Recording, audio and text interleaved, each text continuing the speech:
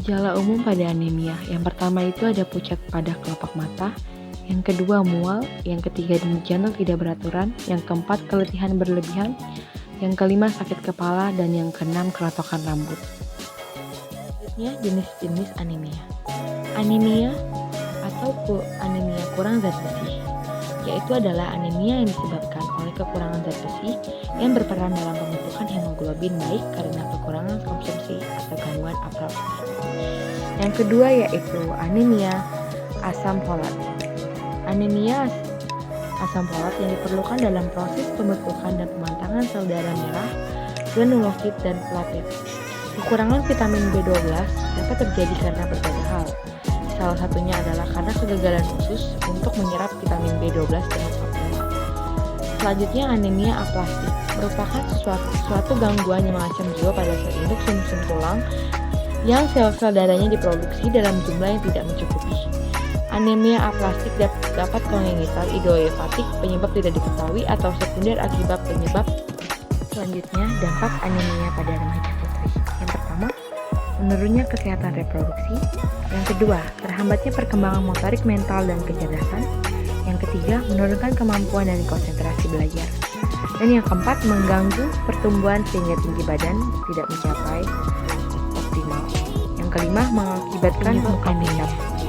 Yang pertama itu adalah makanan yang mengandung zat besi rendah, kebutuhan zat besi yang meningkat akibat kehilangan darah.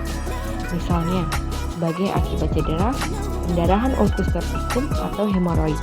Yang kedua, gangguan penyerapan zat besi. Gangguan penyerapan zat besi seperti terjadi kelainan traktus alimentarius tertentu. Dilihat di sini pencegahan anemia. Menurut teori Lowndes-Green, terdapat 3 faktor yang mempengaruhi perilaku pencegahan anemia, yaitu yang pertama, faktor predisposisi yang terwujud dalam pengetahuan, sikap, kepercayaan, keyakinan, dan nilai-nilai dan sebagainya.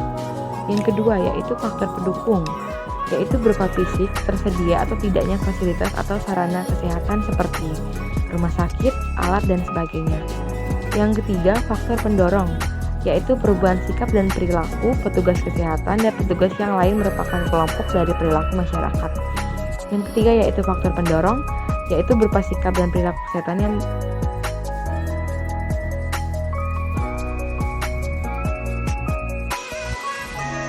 yaitu pengobatan anemia. Yang pertama, anemia kekurangan zat besi. Bentuk anemia ini diobati dengan suplemen zat besi yang mungkin Anda harus minum selama beberapa bulan atau lebih. Yang kedua, anemia kekurangan vitamin. Yang ketiga, anemia penyakit kronis. Tidak ada pengobatan khusus untuk anemia jenis ini. Suplemen zat besi dan vitamin umumnya tidak membantu jenis anemia ini.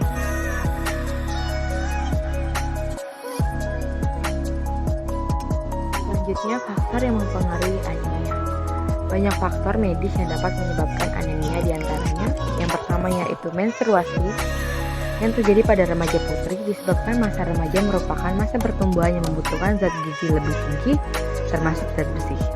Nah, yang kedua yaitu menstruasi adalah perdarahan secara periodik dan siklik dari uterus disertakan pelepasan endometrium.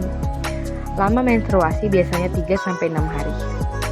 Nah, yang ketiga yaitu asupan gizi yang tidak adekuat. Asupan gizi meliputi asupan energi, protein, karbohidrat, lemak, vitamin, mineral dalam tubuh.